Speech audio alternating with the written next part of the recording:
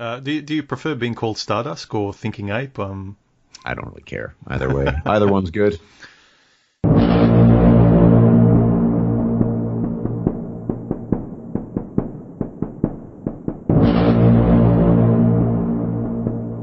My question that prompted this chat with you, Stardust, was a message I posted to you in the past week asking, really, do you think the holy grail that many men are waiting for, that is like, I read in comment sections of MGTOW, sex robots and the artificial womb, where they think it would finally be the catch-all panacea that would, solve all of men's problems. That is, men being free of women completely. But rather than a simple utopian destination, I myself, I highly doubt it would solve men's problems. I think it would actually exacerbate them. Well, yeah, and there are a number of issues attached to that.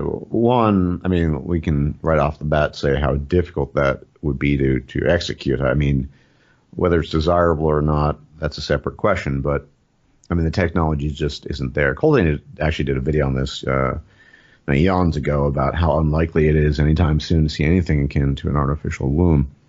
Sex robots more plausible, but I guess the fundamental issue here is that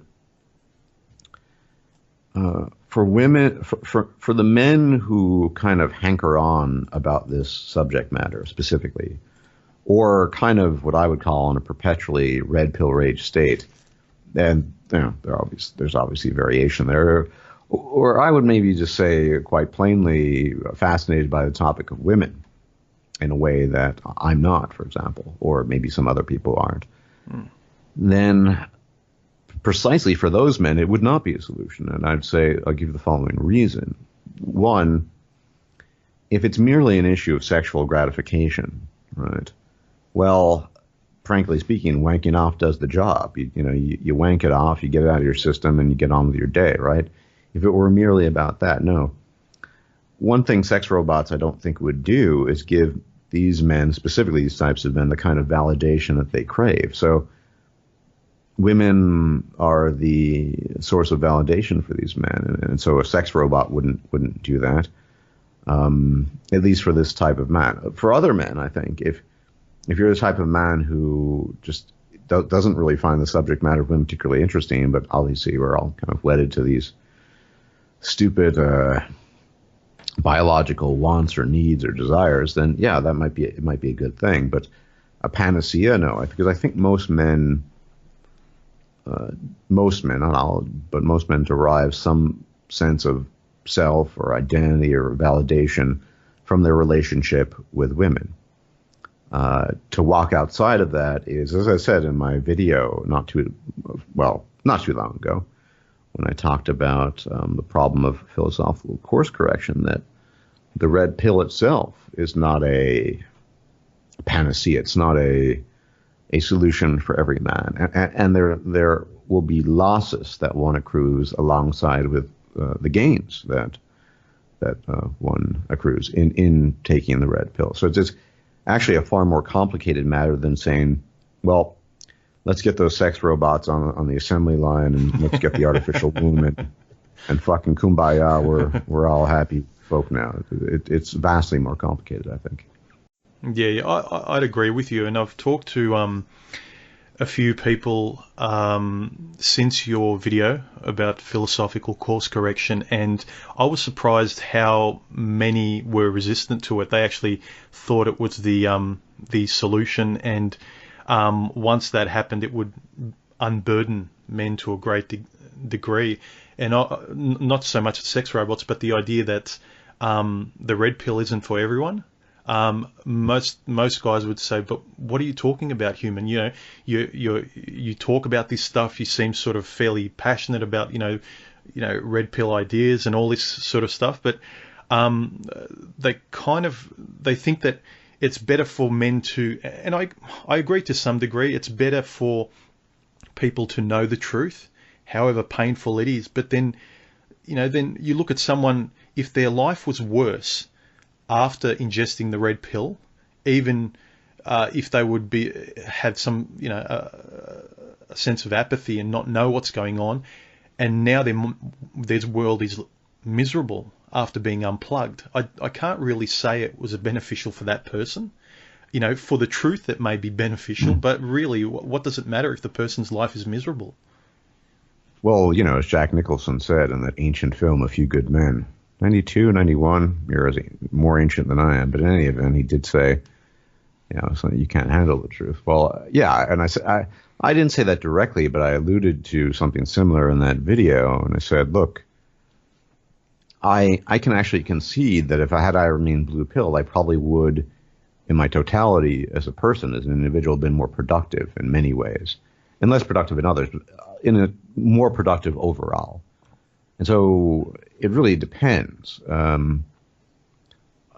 I totally agree with you that the red pill is not for everyone, just like every form of medication isn't for everyone. You know, say what you want about antidepressants, but some people will react well to them and interact well with them, and others less so. So there's a huge variation there. And so the idea that, and we can get into the reasons why, and I could suggest one or two here, the red pill is for everybody, is I think human beings have a natural tendency to look for, well, some people at least, universalist prescriptions and solutions to problems, whether they're real or ostensible. And then when you say, well, you know, take the red pill, it sounds so simple.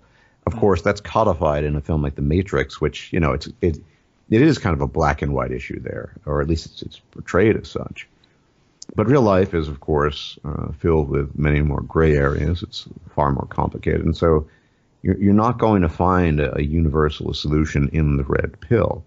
And frankly, in my experience, people, you know, I'm one of those odd guys who would just prefer to know the truth regardless of the outcome. I would prefer to actually be miserable and know the truth than be happier and not know the truth. I'm weird, though, and I admit that. Most people aren't like that. So I think, you know, people are just looking for a universal solution, and whether you want to call it the red pill or MGTOW or going your own way, whatever, it's definitely not for everybody. And I think most men, on a final note, particularly the ones that crave this female validation, and I would say the red pill wasn't a solution for them, because if it had been, they would have realized that, and they would have had the mentality such that this whole reproductive game is just kind of silly. It doesn't really interest me. I'm just going to do my own thing. But you see in the comment section, or you listen to voices, and you hear quite the opposite. They're still, I would say, fascinated by female kind in a way that maybe you and I, and perhaps that's has to do with our relative antiquity, but we're just not. Anyway, those are my thoughts on that. I'd agree with you. And one thing I'd note through what you said is, I think a lot of guys, especially in MGTOW, are looking for universal solutions to personal problems.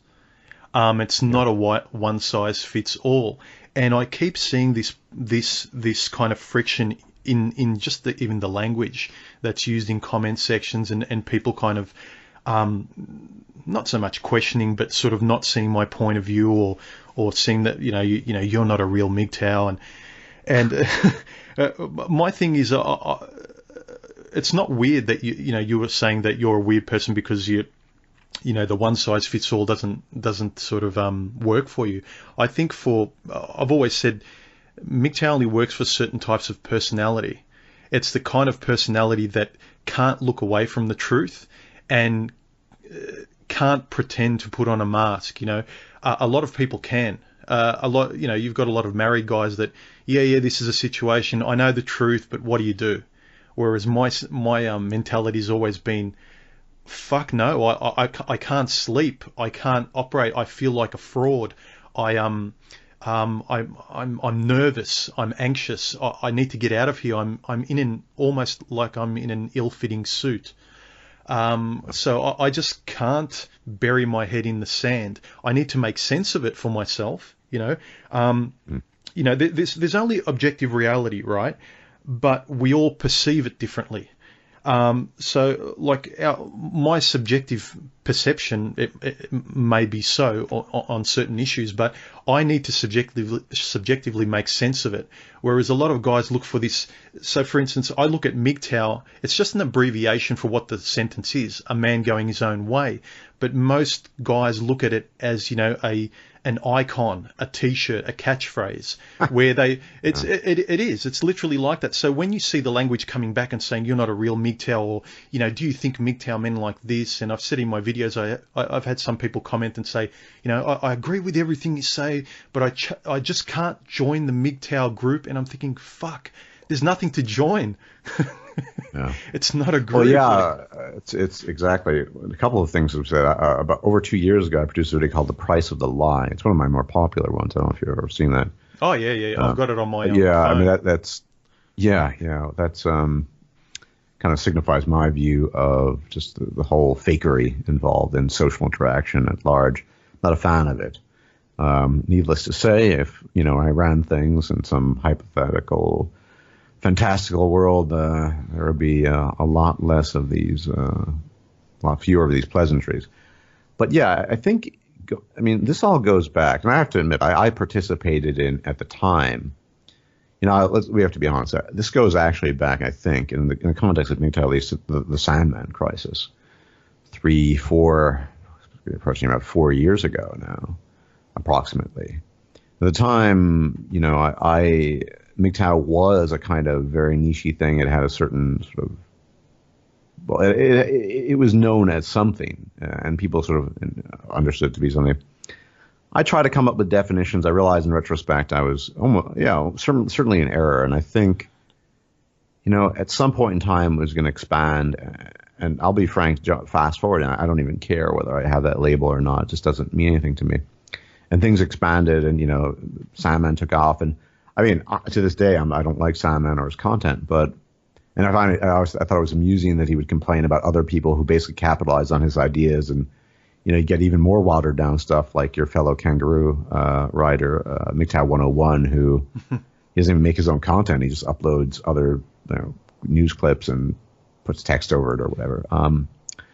But, you know, at some point in time, the labels just don't matter, and yeah, I mean, it isn't a formal club. I don't see it as, you know, someone says, well, you know, are you MGTOW? I say, well, I guess I am. So do this or don't do that. But I actually just don't really care about the acronym. I really don't.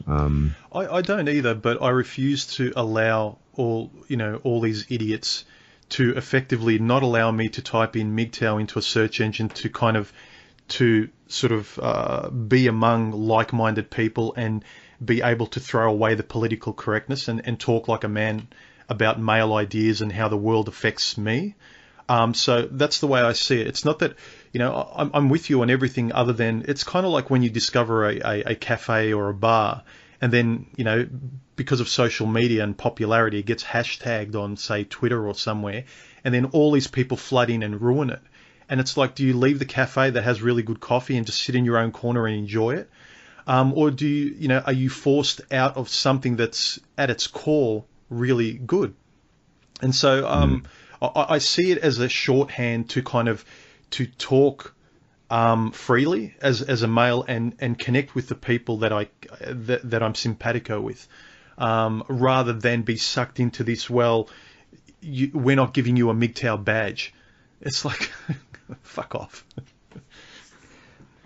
Yeah, I mean, I just, at some point in time, I just stopped caring about the label of MGTOW. Now, people could say, well, the reason why you stopped caring is because you don't make MGTOW content. You're an alt-right faggot. No, it's just, I'm interested in the stuff I'm interested in, and some of it has overlap with you call it traditional MGTOW concerns, and other stuff doesn't, at least directly.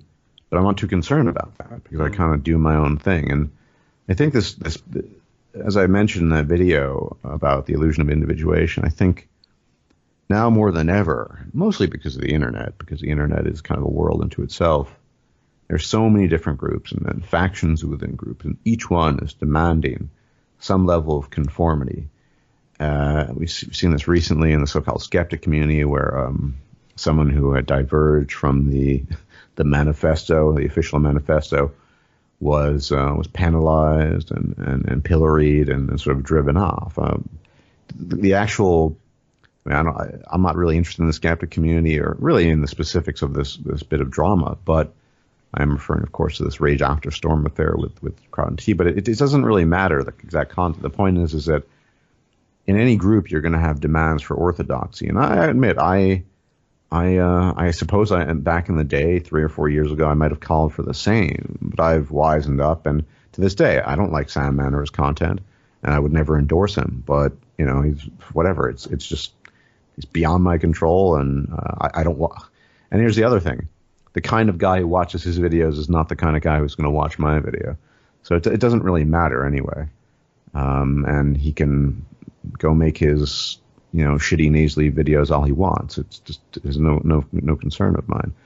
And if people don't want to watch my videos, that's fine too. I've had plenty of people unsubscribe to me, call me all sorts of things in the past 2 years because I have, I guess, flouted the orthodoxy that had been demanded of me. But well, I think one important thing to touch on there, and you've sort of described it there in illustration of just the things you've been talking about, is most men are continually stuck in a loop of going their own way from women, and they're continually stuck in that loop where you've actually gone your own way to something. And a lot of guys don't see that, so they'll say, oh, well, Stardusk isn't producing much MGTOW content because he's talking about all this other stuff. It's like, well, that's precisely what going your own way is. It's like you go away from women and all the bullshit and you take your red pill and then you go to somewhere. And there's one or two, there's a couple of MGTOW content producers, the classic ones, of which you're one of the very few that's still around, that have, I'd say, gone their own way, like Barbarossa, and he's doing his own thing and he doesn't find a need to kind of, and that's ultimately where you want to get to personally. And I can understand the consumer side of someone who enjoys watching the content. You don't want them to go away. Like, I can personally admit I don't want Stardust to go away because I enjoyed, especially a lot of your earlier content helped me many years ago, like fill in gaps and put words to sort of unusual kind of feelings or things that didn't add up. And then it was like aha moments, and okay, it's kind of like a Tetris of the brain. It kind of like things fit into place. But I think most guys are just stuck in that freedom from women, and they like that feeling because, don't forget, that liberation, it's kind of like that the duality of feeling liberated, finally being free of prison and wanting to keep that feeling going for as long as possible, because once that euphoria settles, then you're out into the landscape in your own singularity. And it's kind of it's very, very daunting. And most personalities, I contend, aren't for it. As you said, it's not for everyone, because I noticed that recently when I was talking to a family friend of mine, and him and I have great in-depth philosophical discussions, and my sister was listening to us, and we got onto this the kind of just the broad terms and broad aspect of the meaning of life. And him and I were talking enthusiastically, saying, yeah, life is meaningless. And isn't that great? The liberation is you can do anything you want. And my sister was really kind of shocked, saying, you guys are nuts. That's depressing. And it kind of struck me where a certain type of personality sees things as a liberating thing, whereas another one will see it the total opposite, as something that's depressing, that's beyond your control, and there's nothing you can do. And so the way you perceive comes into it. And a lot of people are just conformists. A lot of people like the idea of individuation and individualism. And it's sort of this carrot to go for. But then once they get it, or as you've mentioned, once they've climbed that mountain, then it's kind of like, oh shit, now I either have to go down the mountain the other side, and then there's a whole range of other mountains to climb, and I can't be bothered. I'd much prefer the mountaintop or the peak as a carrot rather than a destination. although I'll fool myself and motivate myself to have something to wake up for every day. I want to climb that peak, but really, in a practical aspect, you don't, because let's look at it, all the past days of your life. You haven't really done much. You haven't taken many steps forward. There's not much proof that you will get anywhere. Your aspirations are lofty, but you haven't actually produced. There's not much proof that it's ever going to change. That the routines of your life, how you are, doesn't actually show that. Do you kind of know what I mean? Like, it's a great goal, but most people just like it as a goal, as a talking point. Similar to how when a lot of women go through divorce courts, they'll say, "I gave up my career as a woman. I would have been a CEO," and so they equate the money that she'd be remunerated. I think people are often guided by visions and of what they might have been or what they will achieve. I'm the kind of person, I don't think it's liberating or enslaving. It just merely is. I don't really think, reality is pretty neutral as far as things go. It's kind of indifferent. Well, it is indifferent to our individual suffering and our triumphs and our failures. But I think, particularly on the positive spectrum, yes, there are people who want it to be a certain way. And it's just a kind of MGTOW, or as you pointed out, the goals you seek to achieve, these sort of they're like highlight reels that you might sort of strive for. But once you get to that spot, it becomes very uncomfortable. So once again, I don't think the red pill and its oldest incarnation with regards to women is something that is for everybody. For a variety of reasons. I mean, some men really, really want to reproduce. I've noticed, in a way that that desire is not manifest in me or in other men. Some men quite literally cannot live without women. I've noticed this because I'll get comments every now and then, and maybe there are these guys who just have not been subbed or listened for a long time, telling me that, after all these years, 6 or 7 years have been around, people might know my personality a bit because, basically this is my personality, that I'm secretly, hoping for the Nawal that I'm holding out. And the reason why I talk about all the things I talk about, whatever the subject matter is, because, I just can't get laid. And that's kind of funny after, a good 7 years of content production and really making it clear what my positions are and how I am. No doubt there's been some evolution, but, so I think, and these guys, but these are the type of guys who just cannot fathom such a thing. They can't understand it. And I think it's important. If you ever did get married, I think that would be the biggest win to non-MGTOW out there, saying your biggest poster child there. He was full of shit. Look, he even got married. You guys are all just waiting for the Nawalt to come along. Yeah, no, I don't think that's happening. It's theoretically plausible. I might date. I don't strive for that, but I would never get married. So yeah, I think that they got all these guys whose perspective there really isn't that much overlap because they're in a place and they might always be in that place. It's just their constitution is such that they really want women, or maybe some guys really. I've had chats with guys on occasion and say, look, I agree, women suck. They're all these things, but I want children. Now, women are the incubators of children, for better or worse. And so it means you got to deal with their shit if you want children. It's kind of one of those, all-inclusive deals where there's a lot inclusive that you would prefer not to be included. But, you want to pop out those kids, then, you got to deal with women. So it's there are a lot of different positions on the spectrum. But I guess the conclusion, as I said, as I've come to, is I don't feel any, to the extent that I did ever, maybe years ago, enforcing an idea of what MGTOW is. I just don't care. I don't care about labels. So people call me whatever they want. It just doesn't matter to me. Yeah, they're basically kind of being, they're not allowing a conversation. They're already putting the foot down and not allowing an open discourse. But I wanted to talk. There's 2 points. I like the fact that you said women are the incubators, and not the creators, which I always have to remind people about when women say, we create life. I go, no, you don't. You just incubate life. You don't create anything. Men create the real things in life. And the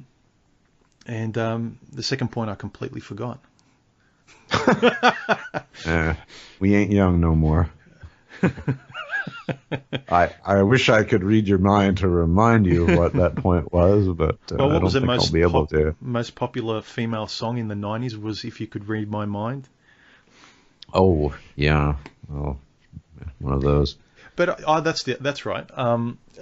In terms of people saying, "Oh, you're just waiting around for the right woman," it's the default biological imperative. My mother still does it to me. It's kind of like a goldfish mentality where you forget what was said 10 minutes ago, and it's kind of like I just kind of nod and ignore. But it's saying that you're waiting for someone else to come around. I think it's easy in a way. You and I have an advantage, Stardust, where we've both never had the desire really to have children. I know I've had. I often tell people when they say, "Oh, how can you not?" Like it's very strange to them. They often think it's an automatic desire, and I'm really peculiar in not wanting it. And I tell people the best I can kind of make you see it from my point of view, my rationale, asking me why don't you want kids would be analogous to saying why don't you want to be gay. The two are just not in me. I have zero interest. I have nothing against gay people. In the same way, I have nothing against people who are married and who want to have children. But I just have zero interest in it. I think it's just the pushing and prodding that tends to annoy me. I tend to be a live and let live kind of person. And so when you get, whether it's women or advertising or, religious people kind of poking and prodding you, and when you finally say, I've had enough, and you get pissed off and they go, whoa, I've touched the button. You must really want to get married now. And it's like, oh, for God's sake. Oh, I shouldn't have said for God's sake, but you know what I mean. Yeah, I get it.